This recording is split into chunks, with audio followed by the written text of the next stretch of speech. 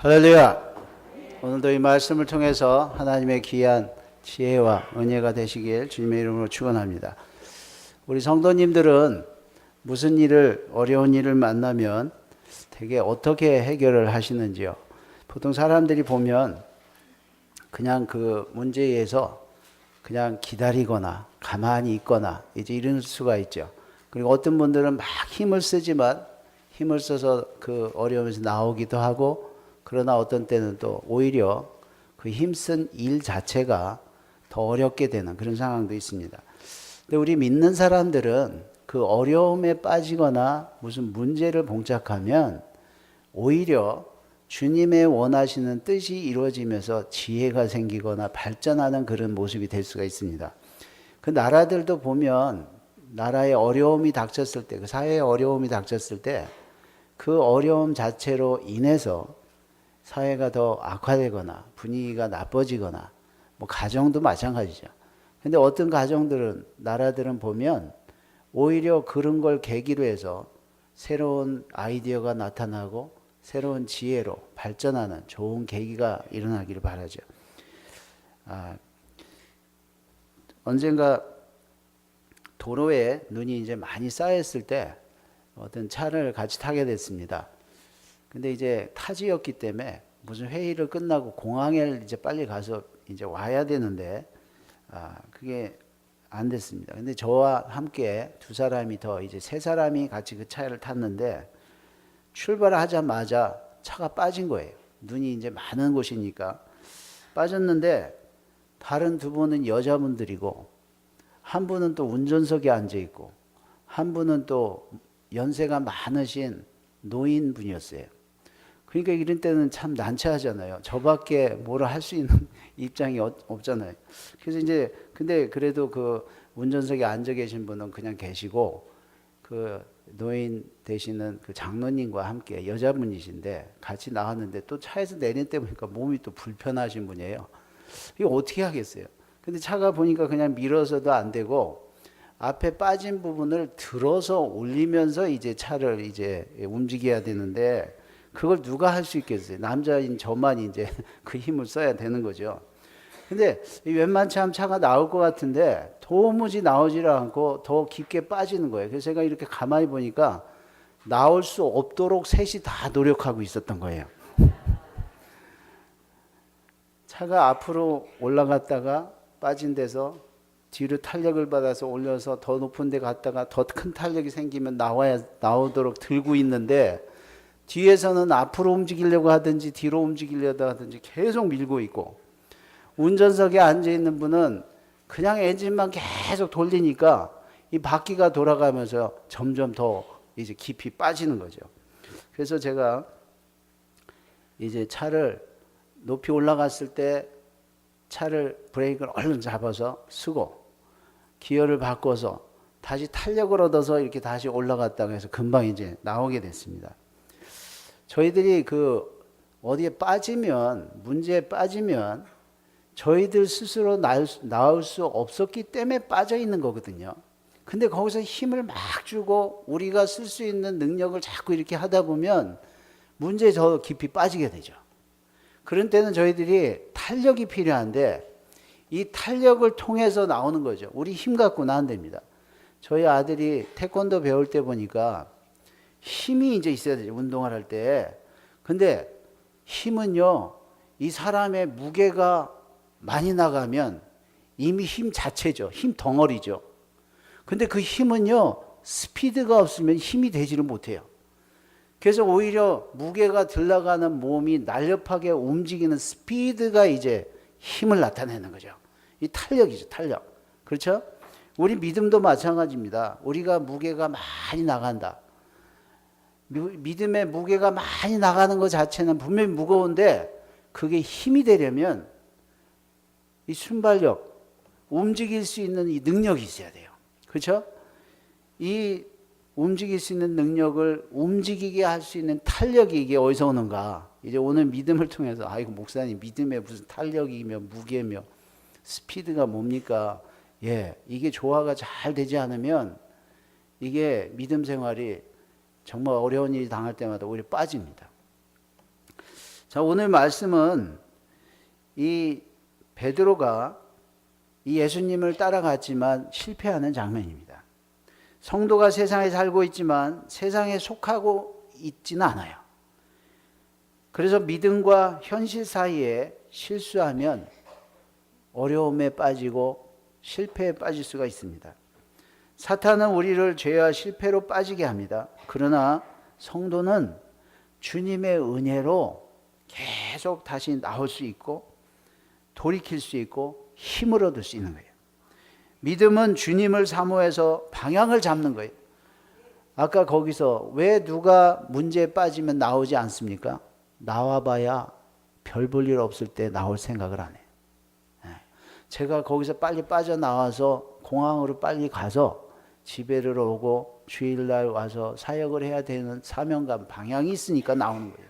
그럴 일이 없는 사람은 그냥 문제에 빠져서 누구 기다리거나 그냥 어떤 때는요, 그 편하다고 있을 때가 있어요. 저희들이 주님 앞에 은혜로 믿음을 가진 사람들은 세상에서 어떤 일이 있을 때 그냥 빠져 있는 게 아니에요.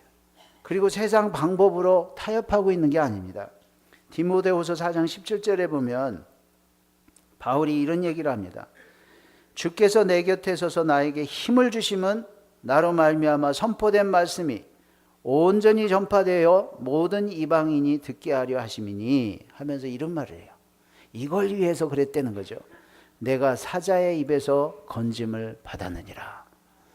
여러분, 인생을 살다 보면 많은 경우에 죽을 자리에서도 나오게 되고 어떤 사고에서도 건짐을 받게 되고 또 본인이 모르지만 나중에 천국 가서 확인해 보면 내가 지나간 자리에 큰 차가 지나갔다든가 내가 모르고서 지나왔던 날들 속에 엄청난 어려움들이 지나갈 수 있었다든가 많은 게 있었을 것입니다. 저도 제가 확인한 것만 봐도 죽을 자리에서 나온 자리가 몇 자리가 있습니다. 돌아가는 삼각지. 삼각지에서 돌아가실 뻔했죠. 중학교 때. 택시에서 떨어져서 몸이 날아갔는데 마침 삼각지 위에서 밑으로 안 떨어지고 벽에 맞아 떨어져서 살았고요. 물속에서 2번이나 빠져 죽었는데 깨보니까 누가 내 입에 입 맞추고 있더라고요. 여러분, 이런 게, 자, 그러면 큰일 날 뻔했다 이러고 지나가면 또 그런 일 당해도 큰일 날 뻔했다 이러고 지나가는 거예요. 그러나 하나님께서 나를 왜 살리고 계시는가? 우리가 오늘날까지 이렇게 살아있는 이유가 무엇인가? 하나님의 목적이 있는 거죠. 우리 성도들은 우리의 생명의 주인 되신 하나님을 늘 생각하며 그 주님의 원하신 뜻이 무엇인가? 이 사명입니다. 오늘 말씀에 베드로가 예수님의 재판 자리까지 가서 구경하고 있습니다. 어떻게 되나 보고 있는 거죠. 저희들이 용서를 받기 위해서 하나님 앞에 재판에서 정죄받지 않기 위해서 예수님이 우리를 위해 3가지 재판을 받으시죠. 그래서 우리가 예수를 믿으면 이 3가지 죄, 모든 죄에 포함할 수 있는 죄에서 용서를 받는 거예요. 첫 번째는 정치 재판이죠. 빌라도 앞에서 정치적으로 사회에서 국가적으로 잘못하는 이런 범죄입니다. 예수님이 묵묵히 그 죄를 값을 다 받으셨어요. 우리를 위해서 받으신 거죠. 그 다음에 사회법이죠. 로마 병정들 앞에서 모욕을 당하며 침뱉음을 당하고 가시 면류관을 쓰시고 모욕을 당하고 그 당시 사회 경범죄, 파렴치범 이 사람들이 당하는 재판입니다. 마지막으로 종교 재판이죠. 가야바 법정의 집들에서 종교 재판을 받았는데 예수님이 그 3가지 재판을 다 묵묵히 다 받으셨어요. 왜 그렇습니까? 우리가 그런 재판을 받지 않아도 되도록 대신 받으신 거예요. 그래서 우리가 예수를 믿음으로 이런 재판을 받지 않게 되는 것입니다. 자, 그 중에서 오늘 그 종교 재판 자리에 베드로가 함께 했던 것입니다. 자, 거기까지 따라온 것만 해도 대단한 거죠. 그런데 곤란한 일이 어린 하녀가 베드로를 알아본 겁니다. 그리고 제자라고 하니까 예수의 제자, 지금 재판받고 죽어야 되는 사람의 제자라고 하니까 거기서 나타나면 같이 곤란해지는 거죠. 이럴 때 모른다고 부인합니다. 첫 번째는 부인하고 두 번째는 또 부인하고 세 번째는 저주하며 맹세하여 모른다 이랬습니다. 아마 한 번 더 물어봤으면 내가 미쳤냐 이 소리까지 들어갔을 것 같아요. 우리는 뭘 강조하려면 막 그렇게 확실하게 하잖아요. 자, 그때 닭이 두 번 울었다고 했어요. 닭이 우는 소리를 듣고 예수님이 하신 말씀이 생각나서 통곡하며 울었다고 했습니다. 여기서 믿는 사람과 믿는 사람, 믿지 않는 사람 차이가 여기서 나는 거예요. 우리가 믿음이 있어서 주님을 알아보고 주님의 말씀을 기억하면 우리가 어디에 빠져 있다가도 거기서 돌이켜서 나오는 거예요. 이게 믿음의 은혜입니다. 그런데 성경은 베드로의 이러한 모습을 주님이 미리 아시고 은혜를 베푸셨다고 말씀하셨어요. 여러분, 다른 사람들은 우리 자식들에게 약점이나 어려움이 있으면 에이, 쟤는 저것 때문에 어떻다 이렇게 말을 하거나 그리고 무슨 일이 생기면 그것 때문에 그렇다 이렇게 말하고 끝납니다. 근데 부모는 달라요. 부모는 자식의 약점을 알면 그 약점을 위해서 염려하고 어디를 가면 그 약점 때문에 어떻게 될까 봐 준비를 하고 그리고 당부를 하고 그걸 위해서 안타깝게 기도를 합니다. 하나님의 자녀들은 하나님이 우리의 약점을 다 아세요. 그리고 그것 때문에 어떻게 될 것도 어떤 때는 아세요. 근데 그것 때문에 주님은 신경을 쓰시고 그걸 위해서 기도를 해놓으시고 그리고 은혜를 베푸신단 말이죠. 믿는 사람이 이걸 믿는 것입니다.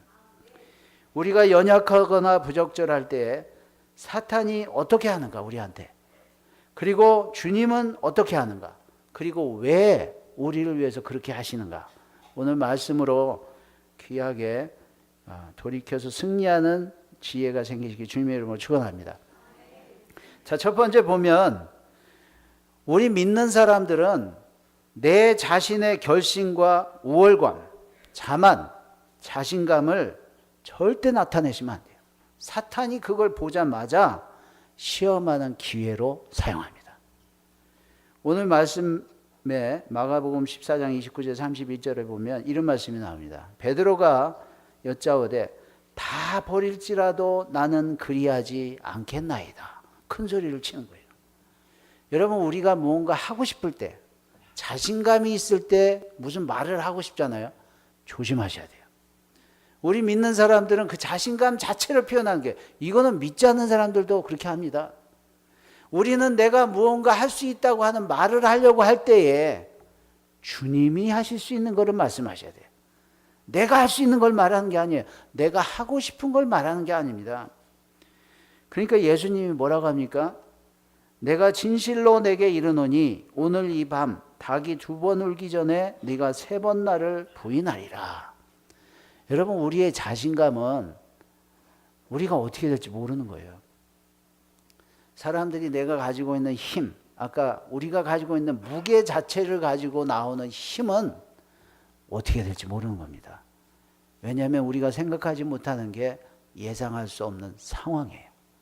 그 상황 속에 베드로가 만약에 예수님이 잡힐 거라든가 예수님이 가야바 법정에라든가 그럴 때 하인이 알아본다든가 와서 물어볼 거라든가 이런 걸 전혀 생각하지 않고 내 속에 있는 것 자체로만 표현을 한 거예요. 우리 믿음은 그 지혜입니다. 우리가 어떤 상황이 될지도 모르는 가운데 내가 있는 그것 가지고, 그 무게 가지고 힘을 내시면 안 돼요. 예수님이 경고합니다. 베드로가 그 경고를, 주님의 말씀을 들었으면 그러면 주님이 저렇게 말씀하실 뜻이 있나 보다 이러고 끝났으면 되는데 31절에 봅니다. 베드로가 힘있게 말하되, 그냥 아까 말해서 주님이 다른 말씀을 하시니까 그때 이제 힘을 주고 말하는 거예요. 우리는 말 한 번 해서 안 되면 이게 안 되나 보다 이래야 되는데 그때 이제 힘을 주고 말하는 겁니다. 내가 주와 함께 죽을지언정 주를 부인하지 않겠나이다. 나중에 확실하게 자기가 이렇게 안 하죠. 주를 부인하는데 3번이나 확실하게 부인합니다. 여러분, 우리가 한 사람이 이렇게 자신감으로 얘기를 하면 주님이 경고를 해서 안 해야 될 때 힘을 줘서 말하면 옆에 사람들이 따라서 해요. 모든 제자들도 이와 같이 말하니라. 한 사람도 나타나지 않았어요. 다 도망갔다고요. 성경은 보기를 그렇게 말했던 제자들이 다 도망갔대요. 여러분, 믿음은 결심이 아니에요. 고백으로 끝나는 게 아니라고요. 나중에 행위로 증명이 되는 거예요. 여러분, 이 누가복음에서는 이 장면에 예수님이 베드로를 부르실 때 시몬아 이렇게 불러요. 옛사람의 이름을 부르는 거예요. 예수님이 제자로 삼았을 때라든가 베드로로 이름을 바꾸고 칭찬을 할 때 이름이 아니라 옛사람의 이름을 부릅니다. 여러분들도 다 이름이 3개씩 다 있어요. 뭐 이름 3개라니까 뭐 누구 엄마, 누구 딸 이런 얘기가 아니라 믿기 전에 내가 있고 믿고 났을 때 하나님의 자녀의 모습이 있고 그리고 하나님이 함께 동역하자고 세워준 입장, 직분, 그런 형편이 있습니다. 그렇게 붙여준 게 베드로였어요. 근데 이렇게 대답을 하니까 예수님이 시몬아, 옛 이름을 부르는 거예요. 여러분, 저희들이 이 시몬이라는 이름에는 그 앞에다가 너희라는 단어를 붙였어요. 제자들과 함께 불러서도 그렇겠지만 복수로 부릅니다. 우리들을 포함한 거죠. 우리도 우리 베드로처럼 우리의 결심으로 믿음을 표현하는 게 아닙니다. 베드로가 나중에 부활하신 주님을 만날 때 미안했던 것은 주님과 함께 옥에 가거나 죽지 않아서 아니면 대제사장이나 빌라도나 헤롯 대왕 앞에서 부인해서가 아니에요. 보잘것없는 조그만한 하인 계지바이 앞에서 주를 부인했기 때문에 주님 앞에 미안했던 겁니다. 여러분, 몇 주 전 설교 기억나세요? 교회에서 우리가 주님을 고백하고 주님을 찬양하고 정말 영광된 모습, 믿음에 대단히 중요합니다. 공동체로서 중요해요. 그러나 주님이 정말 주님의 마음에 듣는 고백이 뭡니까? 여러분의 생활 가운데, 가정에서, 교회 바깥에서 사람들과 맘 놓고 얘기하는 그 소리에서 하나님이 여러분의 믿음을 듣습니다. 자, 성도가 이런 고백대로 선포하고 원함대로 막 표현을 하는데 왜 승리를 하지 못하는가? 우리는 자꾸 이렇게 얘기합니다. 믿음은 우리가 믿음으로 선포를 하고 말을 선포하면 그대로 되리라. 자꾸 이렇게 얘기를 해요. 그러나 믿음의 순종이나 하나님의 뜻을 이루는 우리의 충성이나 이거는 고백이 아니에요. 우리 몸이 따라가는 겁니다. 누가복음 22장 31절에 보면 시몬아 시몬아 보라 사탄이 너희를 밀가루 듯 하려고 요구하였으나 이렇게 나옵니다. 왜 우리가 실패하는가? 그 말을 사탄도 듣기 때문에 그래요. 우리가 말씀을 선포하고 믿음의 결심을 선포할 때에 그 선포를 주님을 향해서 주님과 함께 성도들에게 힘을 주기 위해서 선포하면 사탄이 달려들지 않습니다. 그런데 자기가 자신에서 자기가 자신감으로 자기의 확신으로만 표현을 하면 사탄이 그걸 보고 아는 거죠. 네가 지금 혼자 서서 얘기하는구나. 너 혼자 힘을 내겠다는 거구나. 너 혼자 네 능력으로 하겠다는 거구나. 즉시 사탄이 달려든 거예요. 오늘 말씀에 보면 그렇지 않습니까? 베드로가 그럴 때에 사탄이 시몬을 붙잡고서 그를 밀가부르듯 하려고 다뤘다고 했어요. 여러분 잘 들으세요. 우리의 믿음이 우리의 표현을 할 때에 그 말 표현 속에 주님을 인정하고 주님을 향하여 주님이 들으시고 사람들에게 믿음이 되는 표현이 아닌 즉시 사탄이 타겟으로 삼고 잡아서 밀가부르듯 하려고 다룬다는 거예요. 이래서 실패를 하는 거예요. 이래서 시험에 드는 거고 이래서 사탄의 손아귀에 들어가는 겁니다. 우리가 무슨 표현을 할 때 그래서 내 자신감, 내 믿음의 힘이 아니에요. 주님 앞에 고백하셔야 돼요. 주님 앞에 표현을 해야 사탄이 우리를 건드리지 않습니다. 주님이 주신 믿음으로 우리 스스로 자신하지 않고 주님을 사모하고 의지하고 따르시길 주님의 이름으로 축원합니다. 많은 성도들이 이걸 모르기 때문에 사탄한테 우리 스스로를 내주는 거예요. 절대 혼자서 내 스스로의 자신감으로 표현하지 마시고 주님께 영광 돌리고 다른 사람에게 믿음에 도움이 되는 표현하시길 주님의 이름으로 축원합니다. 자, 두 번째 보면 그러나 그렇게 해서 우리가 실수하거나 실패할지라도 하나님이 다시 설 수 있도록 우리에게 은혜를 준비하시고 은혜를 베푸신다는 것입니다. 베드로가 잠깐 사탄의 까불림에 흔들렸으나 다시 회복하고 하나님께 쓰임을 받도록 주님이 은혜를 베푸셨다고 했어요. 여러분 여기 연세 드신 분들은 많이 아실 거예요. 옛날에 닥터 지바고라는 영화가 있었습니다. 그 영화에 보면 그 어린 소녀가 맨 첫 장면에 이렇게 나오죠. 자기 작은 아버지를 만났는데 작은 아버지가 아주 그 사상은 다른데 아주 공산당 높은 사람이 돼서 자기 조카를 찾으러 온 거예요.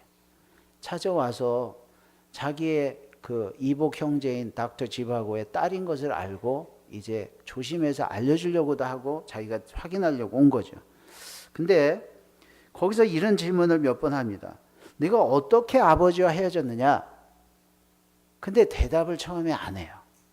근데 여러 가지 말을 하다가 다시 나중에 자꾸 물으니까 얘가 짜증을 내고 나중에 화를 내면서 대답을 합니다. 저는 이 어렸을 때 그걸 볼 때 이해를 못했는데 목사가 되고 나서 제가 보고 참 귀중한 걸 발견했어요. 왜 화를 내면서 짜증을 내면서 표현을 하는가? 그 상처죠. 상처. 대답을 나중에는 그 유도를 해서 한 건지는 모르겠어요. 갑자기 대답이 튀어나오게 만드는 그 본심의 대답이 튀어나오는데 이렇게 나옵니다. 아빠가 많은 사람들 속에서 내 손을 놨다. 그래요. 그러니까 아빠가 내 손을 놨다는 그 상처가 있는 거예요. 그런데 이때 그 순간을 놓치지 않고 이 작은 아버지가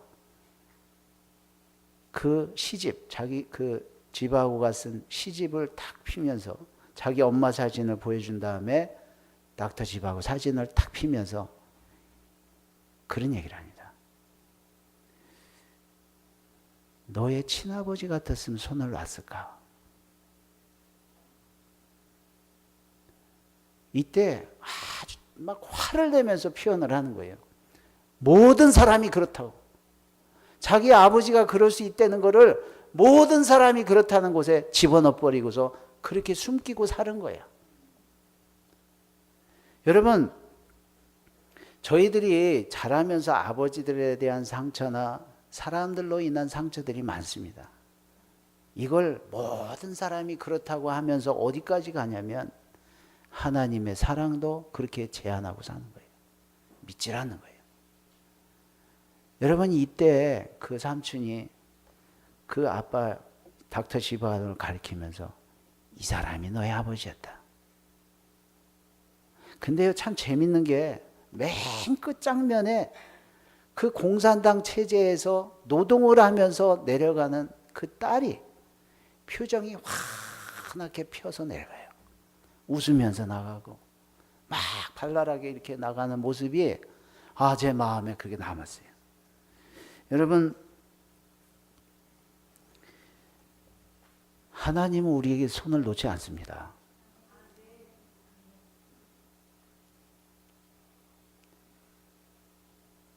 우리가 어디에 빠져 있었어도 주님은 우리 손을 놓지 않아요. 엄청난 죄에 빠졌어도 하나님은 손을 놓지를 않아요. 세상 사람들이 다 그럴 겁니다. 하나님은 아니에요. 우리 아버지도 그랬습니다. 하나님 아버지는 아니에요. 믿음이 뭡니까? 부모는 자녀의 부족을 알고 그것을 위해 어떻게 할 것을 알고 손을 끝까지 놓지 않습니다. 거기서 또 그런 장면이 나오잖아요. 그 시베리아 벌판을 팍 기차가 눈을 헤치면서 달리는데 어떤 여자가 막 아기를 안고서 타려고 막 그래요. 그 집하고가 그를 안아줍니다. 목사님은 맨 영화만 보시는데 영화를 많이 봐서가 아니라 한 번만 봐도 딱 남아야지.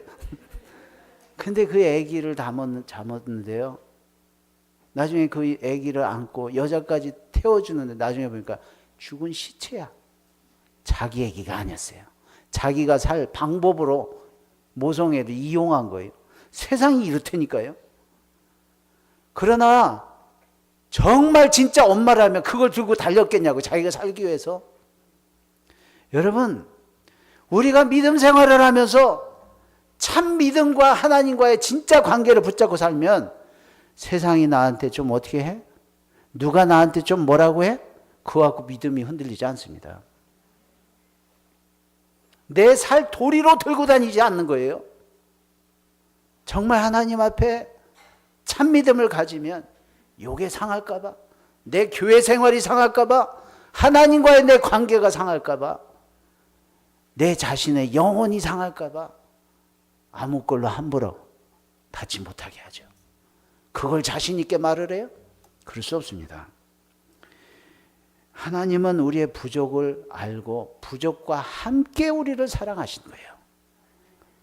그 하나님을 믿으시면 내가 실패해서 생각나는 말씀 때문에 내가 신경질 내거나 화를 내거나 사람들 앞에 다른 문제를 일으키는 게 아니라 그러한 가운데도 사랑하는 하나님을 믿기 때문에 다구는 소리에도 회개를 하고 주님께 돌이키는 겁니다.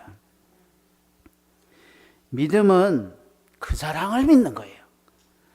그리고 그 사랑하시는 하나님이 무슨 말씀을 하셨든지 그 말씀을 붙잡는 거예요.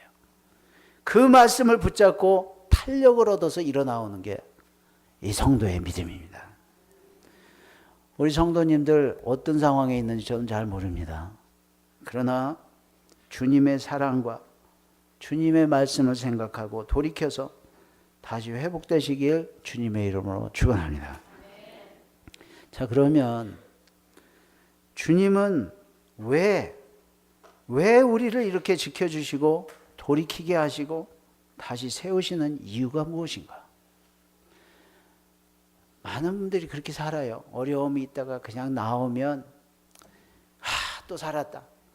이런 일에도 살았다. 관록으로 갖고 있거나 또 그러고 나면 잔치를 하고 기뻐하고 지나갑니다. 이유가 있는 거예요. 이유가. 첫 번째 이유가 뭡니까? 자, 무슨 일을 당하면 무슨 이유를 찾아야 되는가? 내 믿음이 떨어지지 않기 위해서 내가 은혜를 베푼다는 거예요. 여러분, 무슨 일을 당하면 제일 저희들이 신경 쓰고 봐야 될 건 뭡니까? 내 믿음이 지금 이 일 때문에 올라가나 떨어지나 이걸 보셔야 돼요. 네 믿음이 떨어지지 않기 위해서 예수님이 내가 너에게 은혜를 베풀었다고 했어요. 우리는 그 문제 해결만, 이것만 어떻게 빠져나가면 되겠고 이런 일만 바뀌면 좋겠다. 우린 자꾸 이렇게 생각하지만 주님이 그런 일을 허락하시고 또 그런 상황에 있는 우리를 보시면서 주님이 가장 먼저 주목하시는 게 뭡니까? 제일 신경 쓰는 게 뭐예요? 우리 믿음이 떨어지나 올라가나. 믿음을 신경 쓰세요. 믿음을. 사람들하고 무슨 일을 당하거나 내가 무슨 일이 생기면 사람들이 모여들고 사람들과 대화를 하고 이럴 때 잘 보세요. 내 믿음을 지금 떨어치고 있는가? 믿음을 높이고 있는가? 믿음을 신경 쓰세요. 두 번째 이유가 뭡니까? 우리를 돌이키게 하기 위해서 그렇대요. 여러분, 아무리 하나님의 말씀을 듣고 하나님을 믿으면 무슨 소용이 있습니까? 무슨 일을 당할 때에 하나님을 향해서 돌이키지 않으면 가롯 유다요, 자기 길로 가는 거예요.